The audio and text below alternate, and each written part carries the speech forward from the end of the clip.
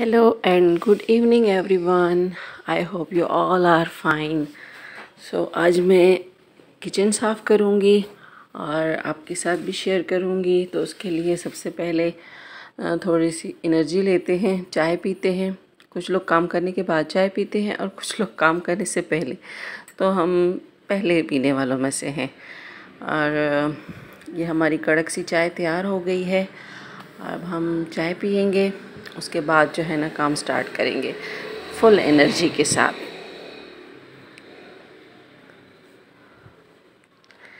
चाय मैंने डाल दी है, साथ में कुछ स्नैक भी है। स्नैक में है ये बेकरी बिस्किट है, हाँ।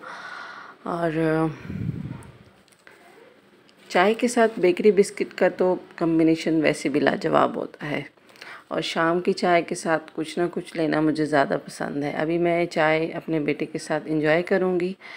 और अभी टाइम हुआ है कोई 4 बजे का टाइम है।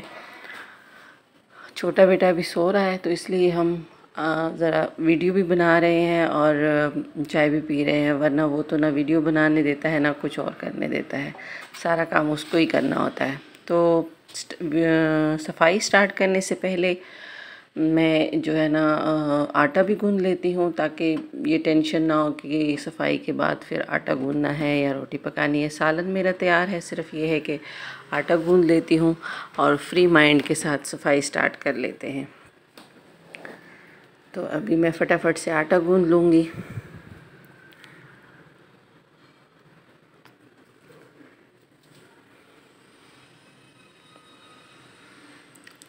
जी, आटा डन हो गया है और मैंने तकरीबन 2 से 3 टाइम का आटा तो गूँध ही लिया है। अब 2 से 3 टाइम मैं फ्री हो चुकी हूँ। ये रख दूँगी मैं फ्रिज में। उसके बाद जो हमने अभी चाय पी थी, उसके जो बर्तन हैं वो भी धो लेते हैं, क्योंकि वो इतने ज़्यादा नहीं हैं, थोड़े से हैं, तो फटाफट से वो भी धो लेते हैं।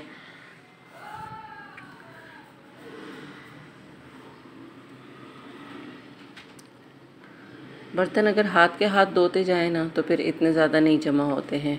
वैसे तो फिर बर्तन जो है ज़्यादा जमा हो जाए तो फिर धोने को दिल ही नहीं करता है। जितना हो सके मैं जो है ना बर्तन हाथ के हाथ धोने की कोशिश करती हूँ। तो अभी सफाई हमने स्टार्ट कर ली है। सबसे पहले मैं सारी चीज़ों को अच्छे से झाड़ लूँगी जहाँ जहाँ मिट्टी बैठी हुई है, ताकि जो अगर वेट कपड़ा पहले से लगा लूँगी ना तो फिर वो मिट्टी वहीं पर जम जाएगी और निशान नज़र आएंगे। तो अच्छी तरह से मैं हर चीज़ को पहले झाड़ लेती हूँ। फ्रिज तो खैर साफ़ ही है, अंदर से तो बिल्कुल साफ़ है, ऊपर से जो मिट्टी वगैरह लगी है वो मैं हटा रही हूँ, क्योंकि अभी ईद से पहले ही मैंने इसको डीप क्लीन किया था फुली। तो ये बिल्कुल साफ़ है, पंखा भी साफ़ है, उसको भी मैं झाड़ रही हूँ, जो मिट्टी लगी हुई है उसको हटा रही हूँ। और जो ये ड्रॉवर्स हैं ये भी आप देख रहे हैं साफ़ है, अंदर से भी मैंने साफ़ किए थे, क्योंकि अभी अभी बड़ी ईद गुज़री है, तो बड़ी ईद से पहले मैंने सारी ये सफाई की हुई थी। और ये जो अंदर की चिमनी है इसको भी साफ़ करना बहुत ज़रूरी होता है, क्योंकि यहाँ पर चिकनाई बहुत ज़्यादा चली जाती है। और ये जो साइडें हैं ना ये कैबिनेट्स की, ये चिकनाई इनके ऊपर जमने लगती है, तो इनको हर वक्त ही जो है ना मैं झाड़ती रहती हूँ और कपड़ा लगाती रहती हूँ इसके ऊपर। तो ये जितना भी मेरे ऊपर का वो था, कैबिनेट्स वगैरह थे, झाड़ने का काम था, वो तकरीबन हो चुका है। अब जो है मैं नीचे से भी ये जो शेल्फ़ें हैं इनको भी मैं वो करूँगी, साफ़ करूँगी। ड्राई टॉवल के साथ ही इनको अभी साफ़ करूँगी। बाद में इसको मैं जो है ना सर्फ़ वाले टॉवल के साथ साफ़ करूँगी। इनको मैं जो है ना सर्फ़ का पानी डाल के और ज़्यादा पानी के साथ नहीं धो सकती, क्योंकि ये बिल्कुल फ्लैट है और इसका सारा पानी जो है ना नीचे कैबिनेट्स में आ जाएगा। तो इस वजह से मैं इसको पहले ड्राई टॉवल के साथ साफ़ कर लेती हूँ और उसके बाद फिर मैं इसके ऊपर जो है सर्फ़ वाला वेट क्लॉथ लगा लेती हूँ। तो उससे ये अच्छी तरह से साफ़ हो जाते हैं, नीट एंड क्लीन हो जाते हैं। तो चूल्हा भी काफ़ी गंदा हुआ है, इसके ऊपर चीज़ें गिरी हैं, तो वो भी जो खाना गिरा है वो जल गया है, क्योंकि आग जलती रहती है ना, तो जो भी चीज़ गिरे तो वो फिर जल जाती है और निशान बहुत ज़्यादा सख्त जो है ना लग जाता है इसके ऊपर। इसको उतारना बहुत मुश्किल होता है। तो ये इसके ऊपर भी है, उसके ऊपर भी है। इसके लिए मैंने ये वाला सोप जो काला साबुन के नाम से आता है, ये वाला मैंने यूज़ किया था, तो इससे बहुत जल्दी साफ़ हो गया था। वैसे तो मैं विम डाल के फिर पानी डाल के फिर उसको थोड़ी देर छोड़ देती हूँ और उसको साफ़ करती हूँ, लेकिन उसमें अच्छा खासा टाइम लगता है। जबकि ये जब मैंने लगाया था ना, तो इसमें टाइम बहुत थोड़ा लगा था और बहुत अच्छी सी सफाई हुई थी। तो इस वजह से आज मैं इसको इसके साथ ही साफ़ करूँगी। ये काला साबुन है जो एलुमिनियम के बर्तन को चमकाने के लिए यूज़ होता है यूजुअली, तो काला साबुन के नाम से ही ये मिलता है। इसको मैंने कोई मतलब जैसे मैं विम डाल के थोड़ी देर छोड़ती थी नरम होने के लिए, उस तरह से करने की ज़रूरत नहीं है। डायरेक्ट ही मैंने इसको रब करना शुरू किया और देखिए ये साफ़ होना भी शुरू हो गया। थोड़ी सी मेहनत लगती है, लेकिन ये है कि बहुत अच्छी तरह से साफ़ हो जाता है और फ़ौरन ही साफ़ हो जाता है, कोई निशान बाकी नहीं रहता है इसके ऊपर। ऐसा लगता है जैसे वो कुछ था ही नहीं, तो बहुत अच्छे से साफ़ हो जाता है। अब ये देखिए इसके ऊपर भी अच्छा खासा निशान है और अच्छे से ये मतलब ये पक्का हुआ है, क्योंकि कल का लगा हुआ है, तो काफ़ी देर से चूल्हा जलता रहा है, काफ़ी चीज़ें बनती रही हैं इसके ऊपर, और वो जितनी देर भी ये चूल्हा जलता रहता है वो चीज़ मज़ीद जलती रहती है और पक्का निशान बनता रहता है इसके ऊपर। तो ये देखें एकदम साफ़ हो गया है। इसके साथ ये वाला सोप जो है ना, इसने अच्छा रिज़ल्ट दिया है, इसलिए मैं आपके साथ ये शेयर कर रही हूँ। बहुत ही अच्छे इसके जो है ना वो है। टाइम भी बहुत कम लगता है, वैसे तो थोड़ी देर छोड़ना पड़ता है, और मैं अगर लंबे टाइम के लिए छोड़ दूँ तो फिर बच्चे आ जाते हैं किचन में। तो चूँकि अभी छोटा वाला हार्डली 3 साल का हुआ है, तो उसको कहीं से भी रोका नहीं जा सकता, वो किसी भी जगह पहुंच जाता है, तो उसके साथ काम करना बहुत ही डिफ़िकल्ट होता है। तो इस वजह से मैं काम को ऐसा स्मार्ट वे में करती हूँ कि वो भी आए, कोई मसला भी ना हो। क्योंकि अभी मैं जब ये फ़र्श धोऊँगी ना, तो मैं आपको बताऊँगी किस तरह से मैं ये फ़र्श धोती हूँ। क्योंकि अगर मैं इसके ऊपर बहुत ज़्यादा पानी या सर्फ़ वग़ैरह डाल के धोऊँगी ना, तो फिर तो उसके गिरने के चांसेस भी हैं, और इस तरह से फिर एक्सीडेंट होते हैं। तो इस वजह से मेरी कोशिश होती है कि मैं ऐसा करूं कि सफाई भी हो जाए, काम भी हो जाए, और बच्चों को भी जो है ना कोई मुश्किल ना हो। बच्चे भी, मैं उनको डांटूं भी ना और उनको रोको भी ना, और उनको कोई चोट वोट भी ना लगे। तो अभी मैं सर्फ़ डाल के दोनों टॉवल्स को अच्छी तरह से सर्फ़ वाले पानी में वो कर लूँगी, और फिर वो उनसे जो है ना, जो भी जिन जगहों को जो है ना सर्फ़ वाले कपड़े की ज़रूरत है, उनको सर्फ़ वाले कपड़े से साफ़ करूँगी। सबसे पहले तो ये चूल्हे को मैं लगा लूँगी। चूल्हा भी बिल्कुल अब साफ़ हो गया है, बहुत अच्छी तरह से ये साफ़ हो गया है, और बहुत कम टाइम में। पहले तो मैं थोड़ा सा टाइम लगा के करती थी, लेकिन अभी ये एकदम क्विक साफ़ हो जाता है। जिस तरह ये बर्तनों को चमका देता है ना, इस तरह से इसने चूल्हे को भी चमका दिया है। शायद अब कैमरा अच्छे से फोकस कर रहा है या नहीं, लेकिन ये बहुत अच्छी तरह से साफ़ हो गया था और बहुत कम टाइम में। छोटे बच्चों की माँओं की यही कोशिश होती है कि कम टाइम में अच्छा काम हो जाए और ज़्यादा काम हो जाए।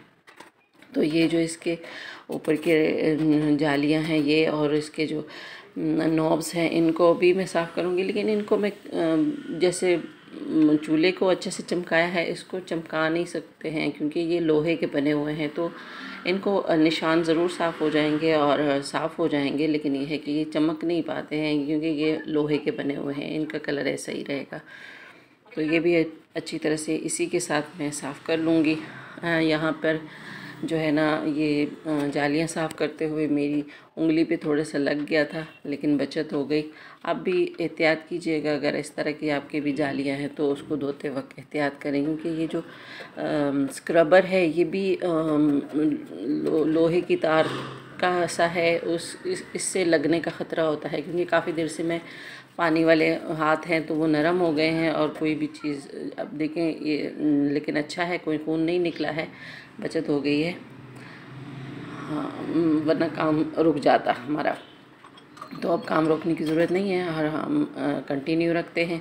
अभी जो शेल्फ़ें हैं, जो ये ऊपर वाला वो है, ऊपर जो टाइल्स हैं, इनको भी साफ़ करना ज़रूरी है। इनको भी मैं सर्फ़ वाले टॉवल के साथ साफ़ करती हूँ, क्योंकि किचन में जो है ना चिकनाई, जब भी हम ये जो कुकिंग करते हैं तो वो जो चिकनाई होती है वो दाएं बाएं सब उस चीज़ों पे लग जाती है, तो उसको साफ़ करना बहुत ज़रूरी होता है, वरना फिर उसके ऊपर मिट्टी बहुत ज़्यादा जमने लगती है और वो मिट्टी बहुत हार्ड हो जाती है और काली काली भी होती है, दिखने में भी बहुत बदनुमा लगती है। और ये बोर्ड जो है ना अंदर की तरफ है, काफ़ी गंदा हुआ है, इसकी तरफ ध्यान ही नहीं गया है। तो अभी मैं इसको साफ़ कर लेती हूँ। तो बस प्लग से थोड़ा सा बचत रखूँगी, बाकी इसको मैं अच्छे से अभी साफ़ करने लगी हूँ। अब ये काफ़ी दिनों से मेरा इस तरफ ध्यान नहीं गया है, तो ये काफ़ी गंदा हुआ है, इसलिए चलिए कुछ हद तक हो गया है।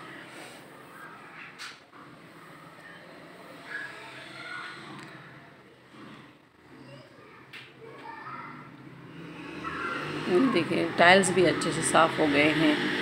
जब अच्छे से साफ़ हो जाते हैं तो वो खुद ही दिखते हैं, चमक जाते हैं वो। जैसे चूल्हा अच्छे से साफ़ हो गया है तो अच्छे से चमक रहा है, दिख रहा है। टाइल्स भी इसी तरह से चमक गए हैं अच्छी तरह से। और अब मैं इसको जो इसका काउंटर टॉप है इसको भी इसी तरह से वेट क्लॉथ के साथ साफ़ करते हैं। इसको तो खैर हर खाना बनाने के बाद ही साफ़ करना होता है, क्योंकि कुछ ना कुछ गिर ही जाता है। और ये जो है ना, ये इसके ऊपर कोई मोहर लगे हुए हैं, इसलिए ये नहीं उतरते। बाकी यहाँ भी है, तो बाकी जो है ना यहाँ पे निशान इस ये जो माइक्रो फाइबर क्लॉथ होते हैं इसके साथ निशान बिल्कुल ख़त्म हो जाते हैं जहाँ भी लगा हुआ हो। जो भी मेरा ये पेंट वाला एरिया है इसको सारे को मैं इसी टॉवल के साथ साफ़ कर लूँगी और इस पर फिर कोई निशान नहीं रहता है, साफ़ हो जाते हैं। ये बोर्ड भी साफ़ करना है और ये वॉल्स भी, जहाँ जहाँ पेंट हुआ है, ऑयल पेंट हुआ है, इसको साफ़ करना ज़रा आसान रहता है। साथ साथ मैं जो मेरा कैमरा है उसकी भी एंगल कर रही हूँ, चेक कर रही हूँ, उसके भी एंगल बना रही हूँ, क्योंकि जब आप सामने नहीं आते हो ना तो फिर काफ़ी डिफ़िकल्ट होता है साथ में कैमरे को भी वो कैरी करना, ट्राइपॉड को इधर उधर वो घुमाना करना, उसमें चेक करना कि सही नज़र आ रहा है कि नहीं नज़र आ रहा है। तो वैसे तो बंदा बेफिक्र होकर काम कर लेता है आम तौर पे, लेकिन ये है कि जब वीडियो बनानी हो तो उस वक्त जो है वो साथ कैमरे का वो रखना बहुत मुश्किल हो जाता है। ये एक विंडो है जो मेरे बेडरूम में खुलती है, तो ये भी मैंने अच्छे से साफ़ कर लिया। यहाँ भी अच्छी खासी मिट्टी आ गई थी, क्योंकि ये जो किचन है इसके बिल्कुल फ्रंट पे सीढ़ियाँ हैं, सीढ़ियों में जो बाहर की तरफ जालियाँ हैं उसमें हवा तो आती है लेकिन साथ मिट्टी भी बहुत ज़्यादा आ जाती है। ये बोर्ड भी साफ़ हो गया है और ये वॉल्स भी सारे क्लियर हो गए हैं। और ये मैं टॉवल गाहे बगाहे जो है ना इसमें पानी में डिप करके, सर्फ़ वाले पानी में डिप करके इससे ये साफ़ कर रही हूँ, क्योंकि अगर ये साफ़ नहीं करूँगी ना तो फिर ये निशान छोड़ देंगे दीवार उस पर, ये पेंट पे। फिर वो सफाई करने का मतलब नहीं होगा, मतलब सफाई उस तरह से नहीं आएगी, फिर निशान नज़र आएंगे। तो गाहे बगाहे इसको अच्छे से पानी में साफ़ करके फिर अच्छे से निचोड़ के तो फिर उसके बाद इससे ये साफ़ करते हैं तो ज़्यादा अच्छे से साफ़ हो जाता है। तो अब ये मैं जो है ना इस फर्श को धोऊंगी, लेकिन इस तरीके से धोऊंगी कि अगर मैं इसमें से बीच में चली भी गई तो कोई मसला नहीं होगा, और अगर यहाँ मेरे पास कोई आया भी तो भी कोई गिरने का चांस नहीं है। तो यहाँ इस ब्रश को मैं बाल्टी में डिप करके, ये भी सर्फ़ वाला ही पानी है, तो इसमें डिप करके मैं सारे फर्श को अच्छी तरह से रगड़ लूँगी। इस पर जो भी मतलब चीज़ें गिरी हुई होती हैं ना, साथ में हम लोग चल भी रहे होते हैं तो वो चीज़ें अच्छे से फ़र्श के साथ चिपक जाती हैं, उनको हटाना काफ़ी मुश्किल होता है। वैसे ही सिर्फ पोछा लगाने से ना नहीं हटती हैं वो चीज़ें, तो अच्छे से अगर ये ब्रश लगा लेते हैं ना तो हम फ़र्श बहुत अच्छे से साफ़ हो जाता है। कोई चीज़ जो फ़र्श के साथ चिपकी हुई होती है तो वो भी हट जाती है और फ़र्श भी अच्छे से नीट एंड क्लीन हो जाता है, डिसइंफेक्ट भी हो जाते हैं सर्फ लगाने से। तो सिर्फ पोछा, वैसे तो आमतौर पे रोज़ाना खाली पोछा भी लगाया जाता है, लेकिन 2 से 3 दिन में ये चीज़ करना ज़रूरी होता है ताकि जो चिकनाई या कोई चीज़ें जो नीचे चिपकी हुई हैं वो हट जाएं, अच्छे से निशान वगैरह साफ़ हो जाएं और फ़र्श भी अच्छे से चमक जाए। मोस्टली किचन में जो है ना चीज़ें खाना बनता भी है और इधर उधर लाते ले जाते भी हैं, और फिर बच्चों का साथ है तो फिर चीज़ें गिरना तो मस्ट है। तो इस वजह से जो है ना साफ़ करना ज़रूरी होता है। इस तरीके से खाली पोछा लगाने से तो साफ़ हो जाता है, लेकिन कुछ चीज़ें, कुछ निशान रह जाते हैं, तो इस तरह से ब्रश लगाने से ना अच्छी तरह से साफ़ हो जाता है। इसको मैं हर कोने से साफ़ करूँगी।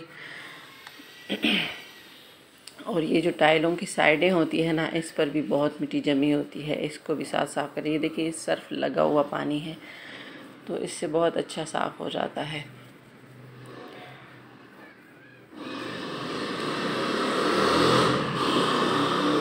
और अब मैं इसको क्लियर पानी वाले पोंछे से जो है ना सारा सर्फ को सारा साफ़ कर लूँगी, और ये साथ साथ सूख भी जाएगा।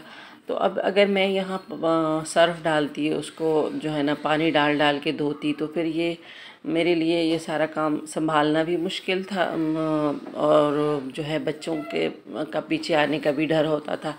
तो इस वजह से अब जो है आसानी से ये सारा हो भी गया, साफ़ भी हो गया है, फ़र्श धुल भी गया है एक तरह से।